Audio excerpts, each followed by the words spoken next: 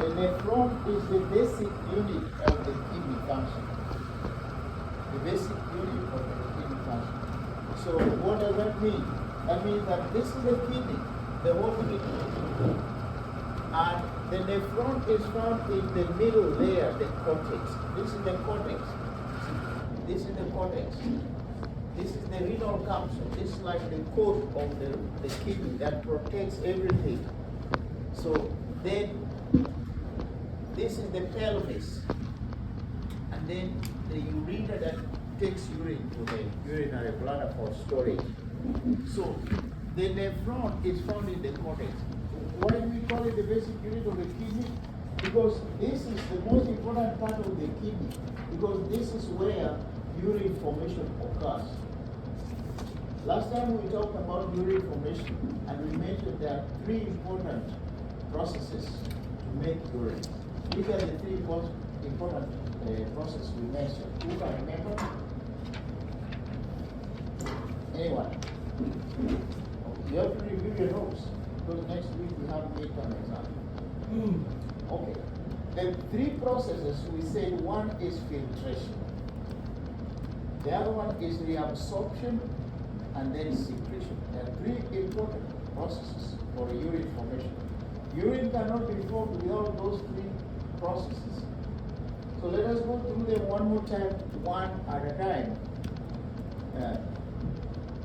The filtration. Now, to filter means to separate large particles from small particles. Now, what is being filtered? The blood. So the blood is being purified by the kidney. Because there are a lot of things that happen in blood. There are a lot of metabolism, chemical reactions that take place within the cells of the tissues and in blood. And all these things give out products. And some of these products, they are wastes.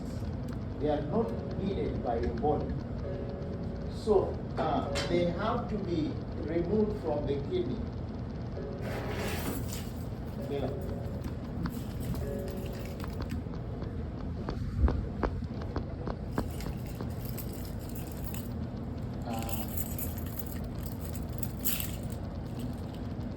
Okay, so they have to be taken out of the kidney. That is how the kidney maintains life, by purifying blood continually. And that's why as you leave, you have to use the restroom all the time. You have to go to the restroom and pee. So that pee is the waste that you throw out of your body. Now, if you don't urine, you cannot live. For example, if people have a blockage in the urinary system, they cannot pass urine. It is an emergency. They will be in the ER, and they have to get that urine out by all means. If it cannot pass through the urethra, they have to even get it out directly by puncturing the lower abdomen here, right here, and gets into the urinary bladder and take the urine out. Okay, so which are the products that are purified, that are removed from the urine, that can kill a person if they're not removed, if you don't pee? What did we mention? This one. Do you remember? It was yesterday, the day before yesterday, we talked about this. Who can remember? Anybody? If nobody raises up their hand, nobody wants to participate, I just want people are turned up. You have to review the notes. So next week you will not be frustrated in the test. Which are the impurities that have to be removed from the urine? Rashad? Yeah, I pick up anybody. Tell me one, because we talked about this. You are here. Most of you are here. I think only Malik was not here. Malik, were you here last time? What was the question? Which are the impurities that are removed from the blood through the urine that we talked about? We talked about several, like about 4 or 5. Okay.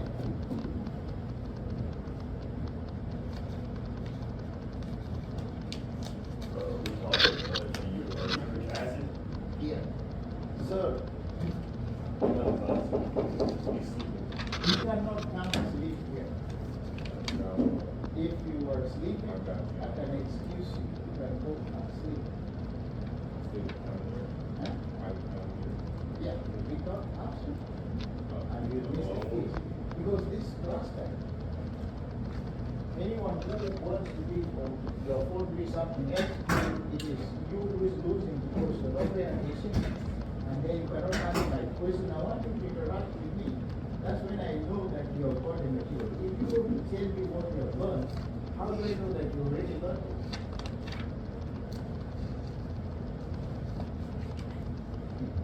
Do you people want to learn or you don't want to learn? I told you the answer. What do you say? What's it called? Uric acid? Uric acid is one. Very good. What else? Very good. What else? Which one else? We have like 2, 5. Huh? Because you on your phone, you're not paying attention. Which one else? I was a uric acid, but it's pure beer. I just have the question now. He knows it. Yeah, but I was clear most of the stuff. The key acid. Ask this for I probably know the answer. Hey, sir, which one else? Give me another example. You were here last time. That's really skipping me out. Right?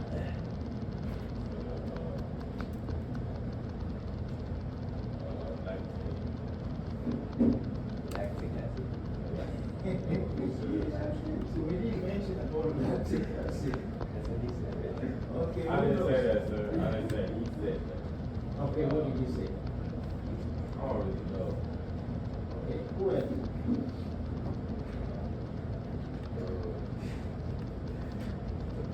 What did he say? Michaela, what else? Which one else? Which one else? Shortcut. Huh? बोलते कैसे हैं? Sorry. Ask him at your damn water.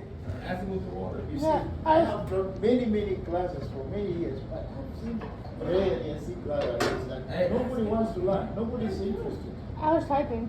Huh? I was more focused on typing. Okay, which are the things we talked about last time that are purified from blood? That purified from blood. Yeah, he said lactic acid. Googled it. He said, not lactic acid. He said, which acid did you mention? Uric acid. Uric acid. Which Yeah. I agree. One. What is the other one? You actually have excess water. Huh? We also get excess water from the blood. Yes. Yes. And then Anyone else? and then Okay, we have water, uric acid that you mentioned. We have urea. yeah, that's what I was trying. I didn't even get the. I was like, it's like you. I kept thinking of the other one that he was saying. Okay, urea also. And then we have ammonia. You mentioned those. So remember those because these are very toxic. These are poisons in blood. They can't stay in your blood for a day. If you don't pee for a day, you will be in the ER. And if they don't do anything, you die. For real stuff, you don't pee in 24 hours. They try that.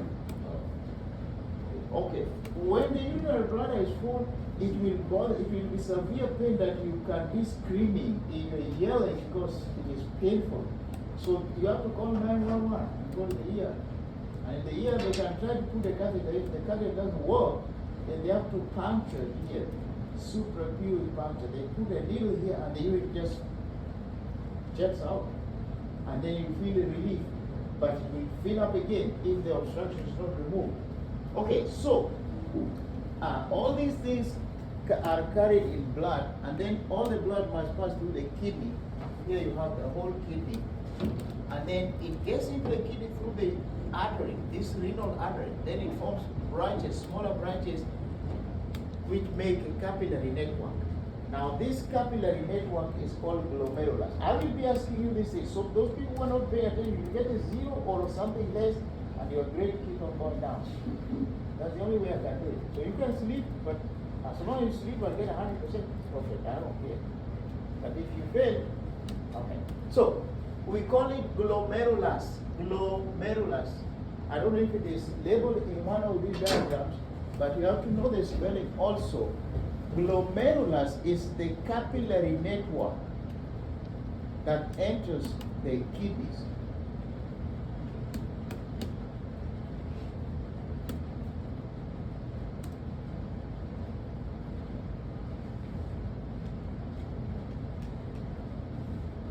Well, I don't see it in any one of those, but I can tell you the spelling. Glomerulus is spelled as Glomerulus.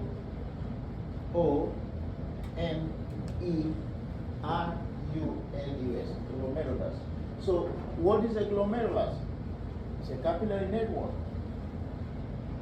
And this capillary network is surrounding the tubes. You see this like a net. It's like a net, but in the where it enters the kidney, this is just one small branch of the renal artery. Then it forms the capillaries in here. You see here, these are the capillaries. This is the glomerulus. And then in the glomerulus, that's where filtration occurs. So filtration means that the large molecules will not pass through. Glucose is in blood, but glucose will not pass through because it's big. Water will pass through. Ammonia will pass through. Uric acid may pass through because it's dissolved in water. Urea will pass through. All these things together in water make urine. So, but they are microscopic in very, very small quantities, but because we have millions of these glomeruli in the kidney, so this is showing you only one. And here you have millions of them all through the kidney. So all of them will collect millions of drops of urine, and that will make a lot of urine. Now, you can tell if you take 2 cups of water at a time, that's about 16 ounces of water. How long does it take before you feel like you want to go into the restroom? How long? Okay, how long? Yeah. If you take 2 cups of water or any drink, how long do you, approximately before you feel like you want to go into the restroom? Maybe like 2 to 3 hours. Pardon? An hour to 2 That's too long. 10 minutes. You try to test it. Try to drink 2 cups of water. It will take between 15 to 30 minutes you want to go into the restroom. What does that tell you? That water that you drank is extra. It is above the level of water your body needs. Your body can only keep a certain level of water. If you add extra water, that extra is excess, it has to be taken out. But if you don't drink, what happens? Tell me, when you don't drink for hours, what happens? How do you feel? Tired. You feel thirsty.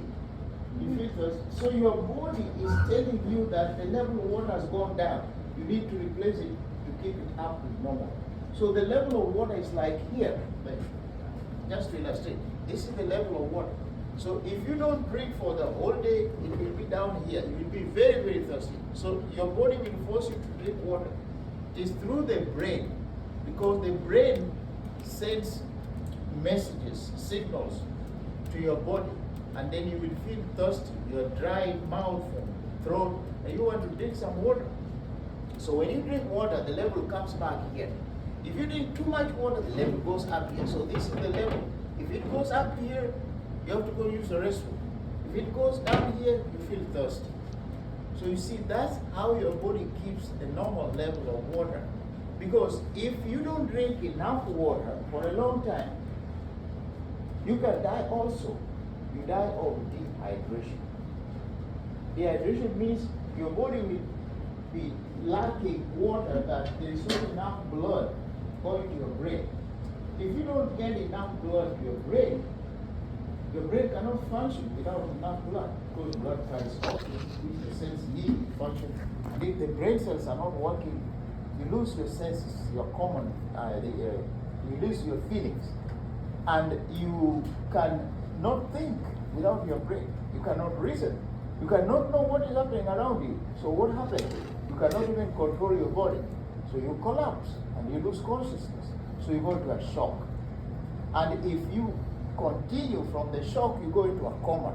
And from the coma, you're gone. again. That is when the brain stops working completely. When brain stops working completely, stands still, you're dead. And you'll never come back. If your heart stops, we can still do something to bring it back. Sometimes, not all the times. We can do what they call CPR. Heart compression, chest compression. And then we stimulate the heart to start pumping again. And if it starts pumping again, then blood comes back to the brain, you wake up. Many people, they are unconscious and then there is no pulse. There is no pulse means the heart is not working. And they don't breathe. Because if the heart stops, your lungs also stop. If they don't breathe, they don't get oxygen to the brain. The brain cannot function without brain. So what happens? They lose consciousness.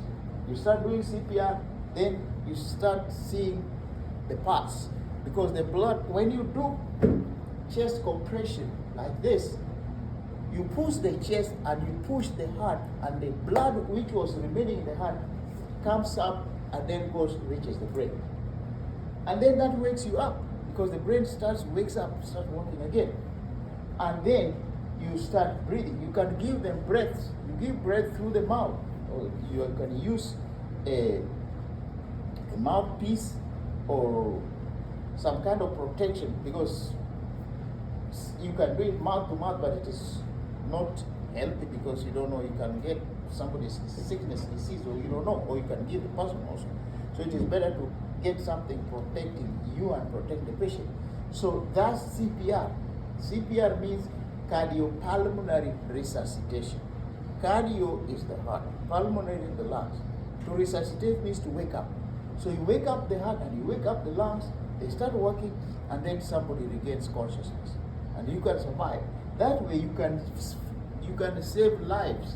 Because if something happens and you become unconscious and you get into a cardiac arrest, you can die if nobody does CPR. So all of you should know how to do CPR and be certified. It's a training which takes like 1 or 2 days. But you can save lives because you don't know any time these things can occur. Even here, somebody can collapse suddenly. Or at your home, or in the dormitory, or in the cafeteria, anywhere, at church. So there should be people who can do CPR properly, trained, so that you can save people's lives. Okay, so you can also get into a shock if you don't drink enough water. As you can get into shock if you lose so much water, if you become dehydrated. Either way. So that is why the level of water must be maintained always here. And that the body controls it, because the body makes you drink water when it is low and make you lose water through the kidney when it is excess. So this is where it happens.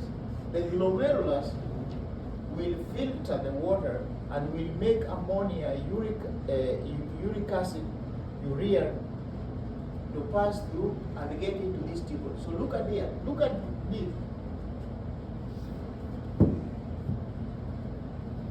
Okay, guys, am I giving you nonsense, or I'm teaching you something which is important?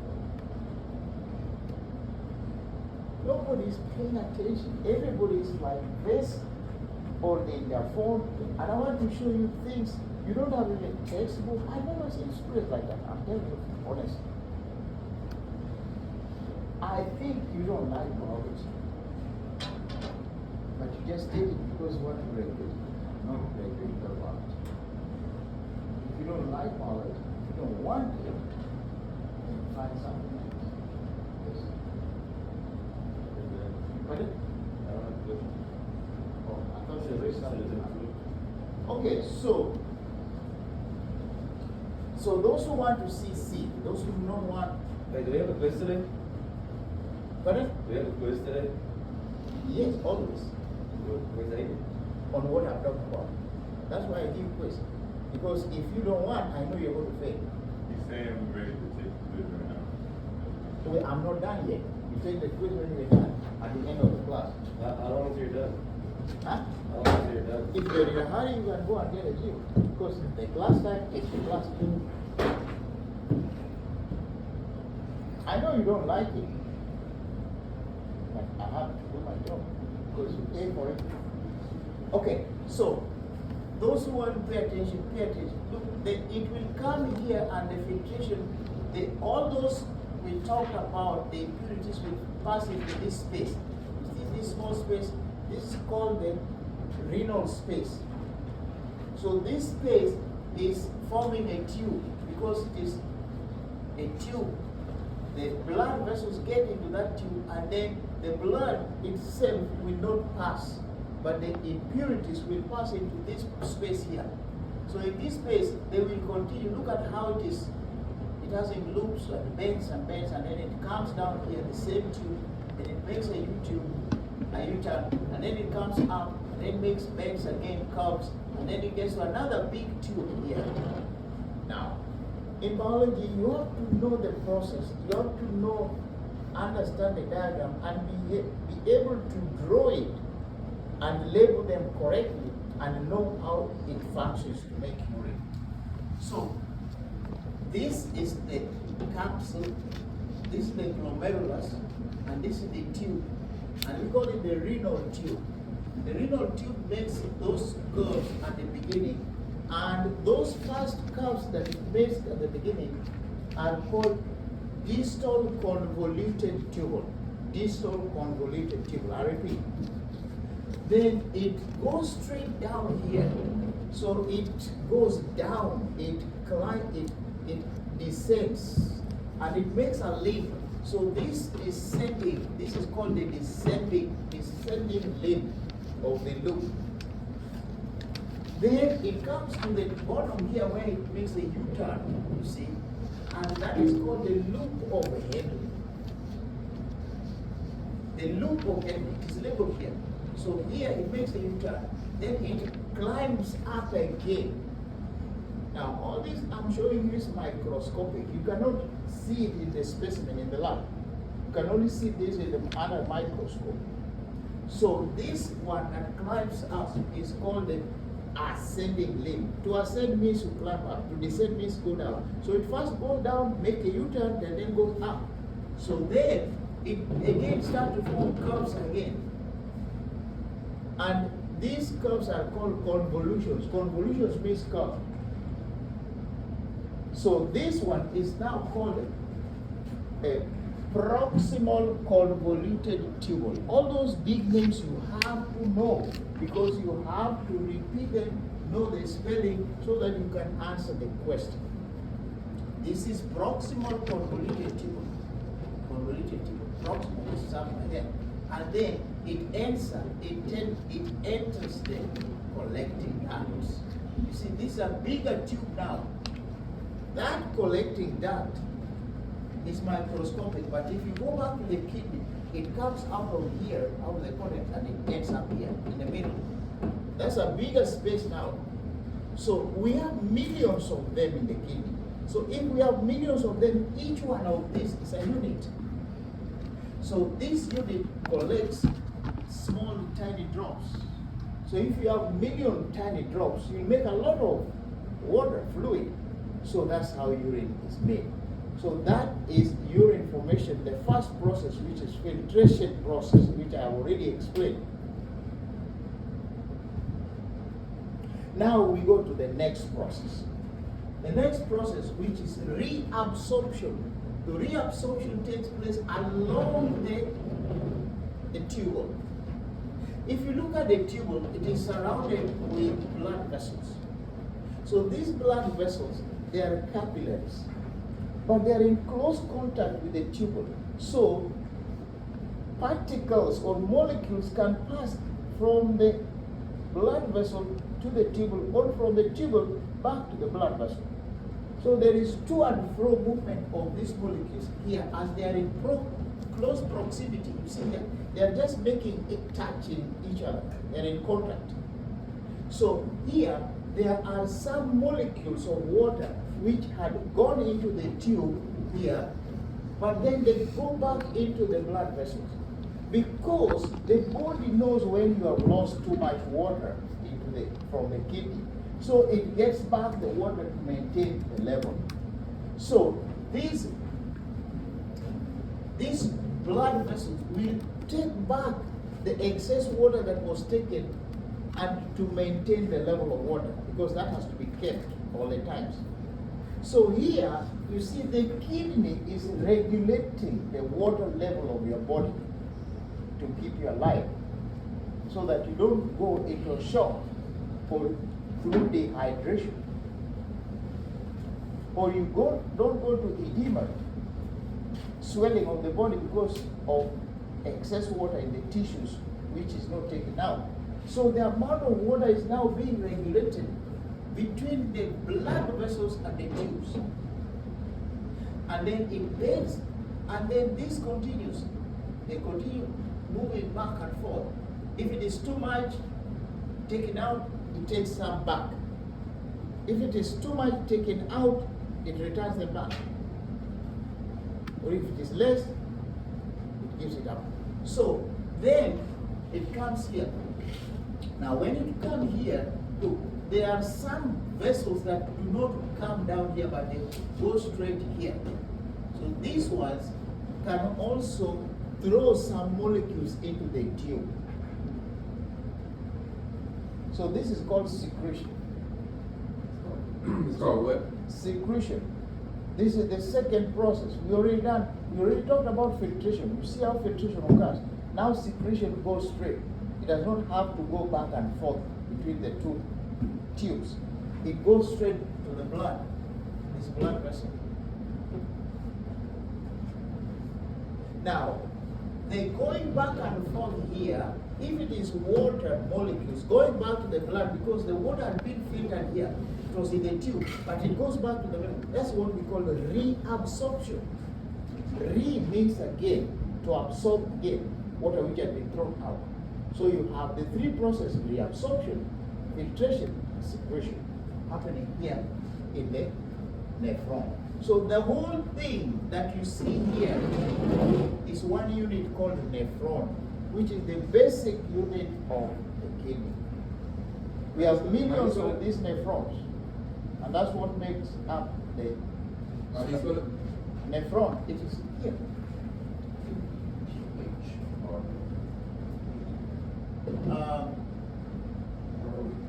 Okay, nephron is N-E-P-H-R-O-N, nephron. Okay, so now we are here now. We are here. Now everything that's not wanted had come to this big tube, which is called the collecting duct.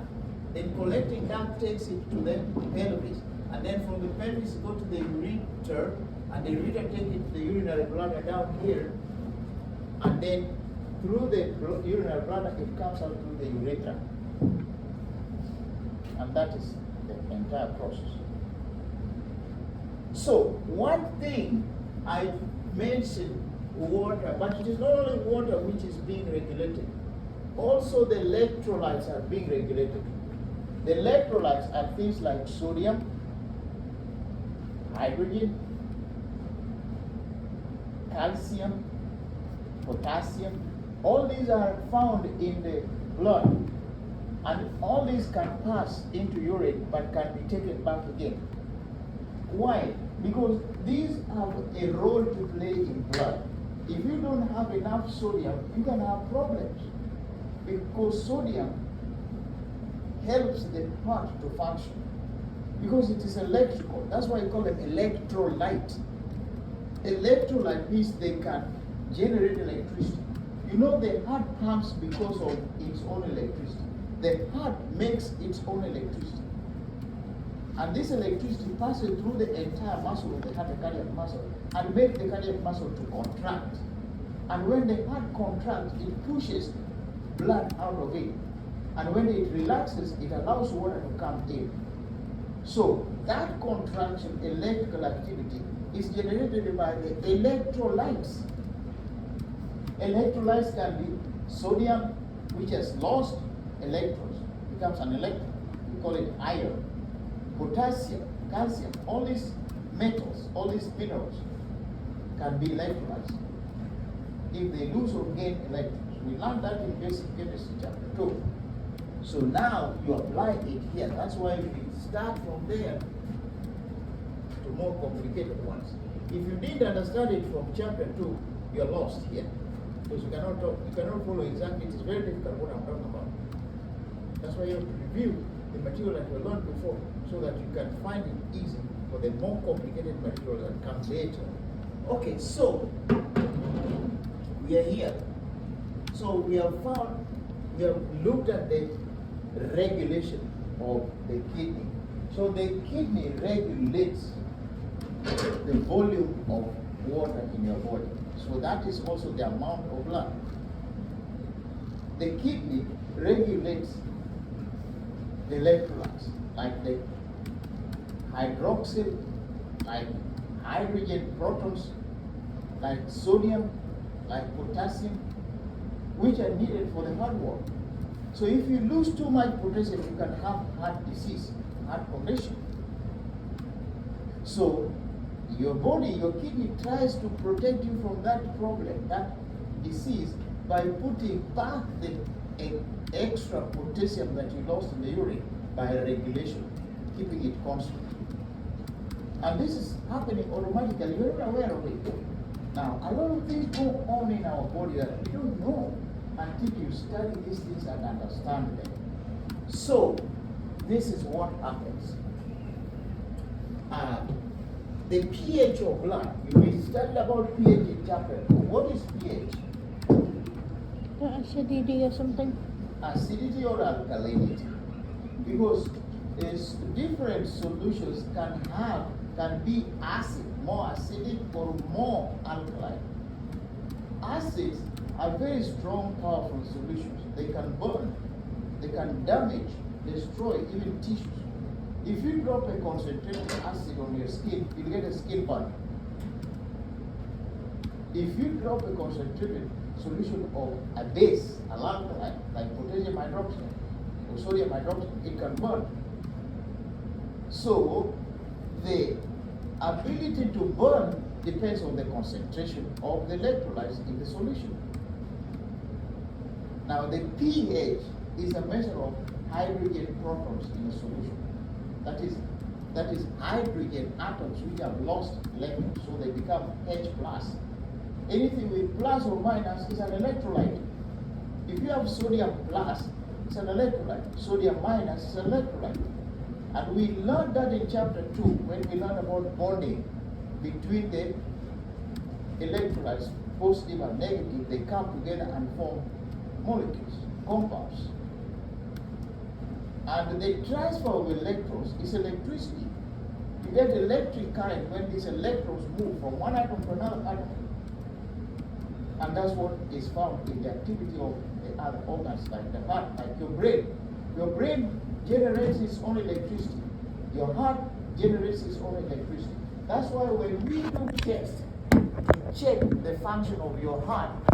We check the electrical activity of your heart. There is a machine called EKG. Have you heard of EKG? Yes. You have heard when somebody is taken for an EKG in the hospital. EKG means electrocardiogram. Cardio is the heart. So electrocardiogram is a way of getting a picture of the electrical activity of the heart. So it comes as a picture, it's a diagram. But the doctors are trained to read it, to interpret it, and know when the image they get is a normal or abnormal function. So that is because the heart has its own electricity. There is another one for the brain, electroencephalogram. If somebody has seizures or convulsions, which comes because of abnormal activity of the brain, then they can do an ECG, electroencephalogram. Electroencephalogram checks the electrical activity of the brain because the brain has its own electricity. So if the doctors see that it is abnormal, they are trained to determine even what kind of pathology, disease that causes you to have seizures, where you're having convulsions. Is it epilepsy? Is it what? Is it lack of electrolytes? Is it because of hypothermia, too much heat? Or too much cold, hypothermia, or maybe it is because of dehydration, you don't drink enough water. All those can cause seizures. But they have to do tests using the property of the brain having its own electricity. So that is what you need to know. So to finish, I know some of you want to go, then we are going to end up this chapter and then you can go and do what you'd like to do. So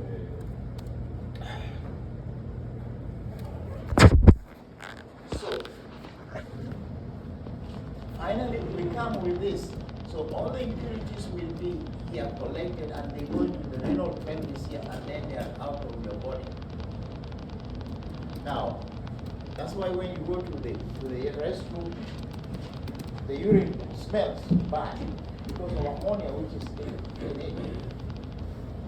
If you drink plenty of water, if you drink plenty of water and you don't use the restroom, you see that your urine is pure like pure water, and it's still water. There's no color because it has a lot of water in it. So the urea, which is the yellow color, is diluted and you don't even see any color. And that is a good sign. That tells you that you drink plenty of water, which is good for your kidneys. Because if you drink plenty of water and your urine is always colorless, that means that you maintain your kidney functioning well.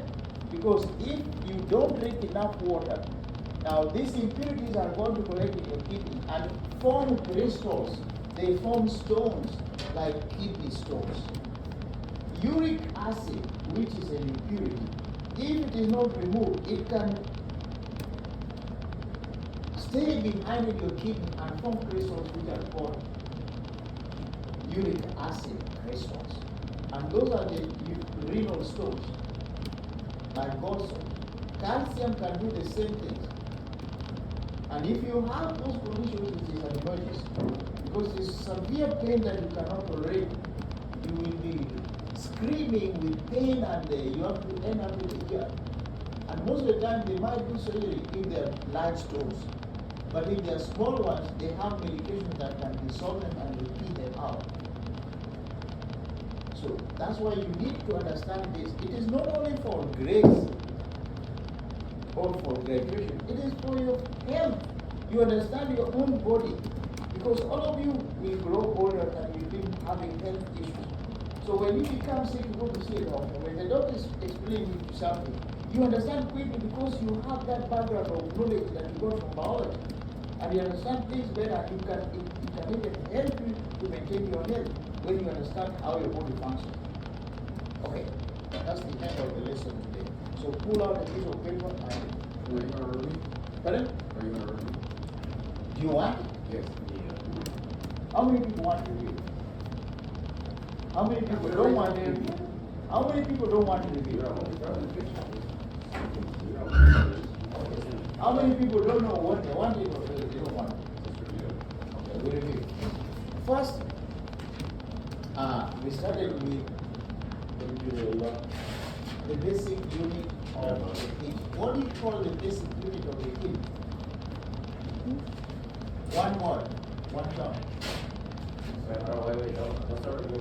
Yeah, what is the basic unit of the kidney called? Anyone who can remember? The basic unit of the kidney. That means unit means only one, but there can be millions. What do you call it? Glomerulus. What do you call it? Glomerulus. Sorry, you're right. Nephron. I'm sorry. The nephron.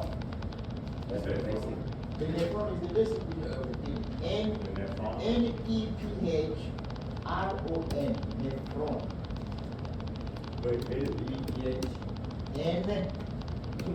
N-E-P-H-R-O-N. Nephron. Alright, so that's the basic unit.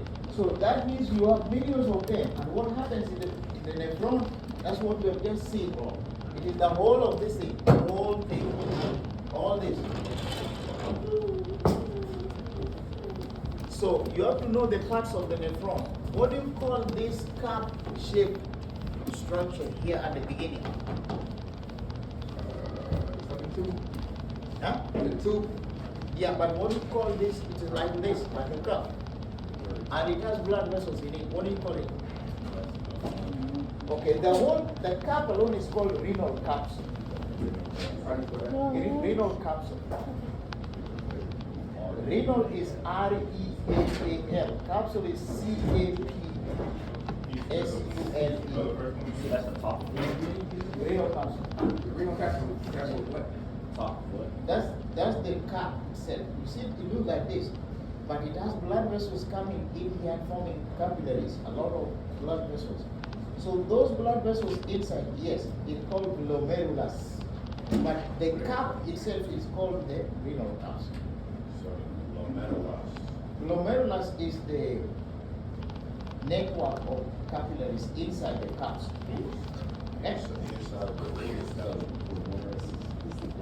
Okay, so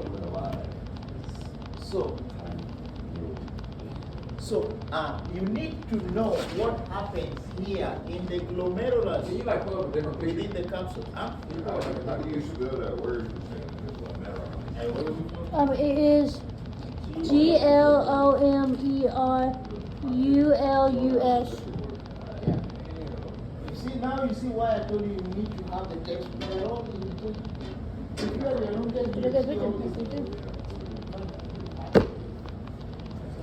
That's a one case. That's history now. You don't want books here. You don't like books.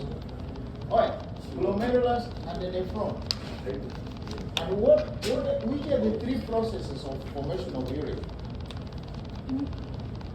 Three processes. Yeah. Filtration. Filtration, Secretion. secretion, and reabsorption. Okay? Filtration, rotation. And reabsorption. Secretion. Okay, you have to know the parts of the nephron. Yes. Secretion. Correct? Okay, so look here. Then you have to know the parts of the nephron. Very important. What do you call the parts that forms curves at the beginning? What? Loops, curves, curving. curves. What do you call it? The glucose, or something. It is the proximal convoluted tubule. Proximal convoluted tubule. Yeah, the book thumbed me off because it's split in two. Huh? The word split in two, so it thumbed me off when I was trying to read it. Right. The first one is called proximal. It also forms the loops here, curves on this side. So these are loops on the first side, the end here. So the first one is called distal. This one is called the first one is called proximal and the end is called distal. Distal means the end. Proximal means the beginning. So you have two of them, one at the beginning, one at the end of the tube. Convoluted because the curves. Convolutions means curves. And what do you call the part of the tube that clamps down? What do you call it? It goes down like a steep down. What do you call it? No, the thing. It is the descending tubule or the descending limb. I was trying to read it. The descending limb. Limb like a limb, like a limb. And the part that climbs up is called the ascending limb. And this U-turn is called the loop of Henle. The loop of Henle. This label B here. Look, the loop. This is the spelling of loop. You can read it from there. So the loop. And then we get into the collecting duct. The collecting duct is the end where everything that is removed is taken to get into the renal edifice, which is here. And then from there, it will be channeled into the ureter. And the ureter will come down here, both sides, and find the urinary bladder here. The urethra is down here. That's it. Okay, so what else? That's it. Which things are reabsorbed back and forth? As a group, what do you call it? The the particles that are moved in or out through the tube and through the blood vessels. Electrolytes. Electrolytes. Give me examples of electrolytes. One, Very. Potassium. calcium, Potassium. potassium, what else? Sodium, Sodium, potassium. what else? Hydroxide Hydroxide. or hydrogen. Okay, that's it. Alright. That's it. That's enough review. So pull out a piece of paper and then you take it. Please. What part quiz is this? This is Week 7. week 7, pop quiz number 3. Number 3, no? Because we have done 2. No. This Yes. is number 2. Let me see. Yeah, we have done 2 of them, so this should be number 3. Pop quiz number what, number 3? Yeah. We take them at the beginning. I know, I'm talking about Tuesday. Where your tongue? Yeah, well, Sir, who is that? Who you talking to? Mr. John. I was late. You need to fix my tennis. I got you. I was like, Yes.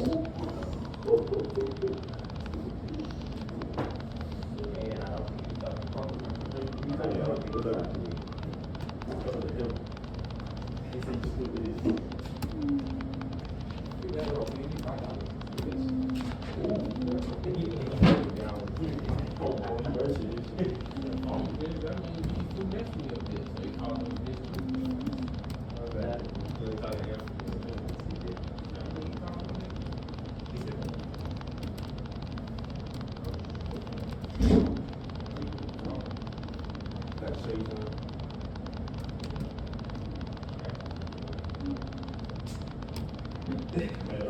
Okay, we have, look, we have pop, week 7, pop quiz number 2. And let me see if you have, 7. no, that one has not been done. So we are going to do that one. Week 7, pop quiz number 2. That's the one we are going to do now. Okay, so write that one. Pull out a piece of paper, keep your notes, please. Wait, so after class you're gonna think about tennis? Where's the sign-in sheet?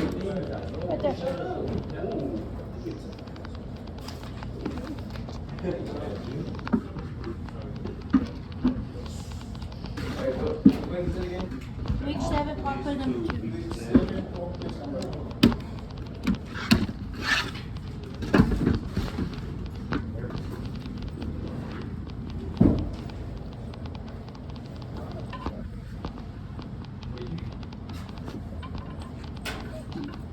Today's date and your name, please. Today's 19.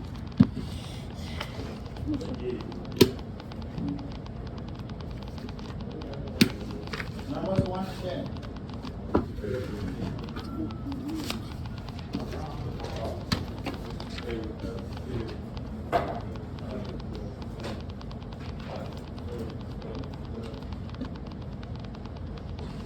Okay, number 1.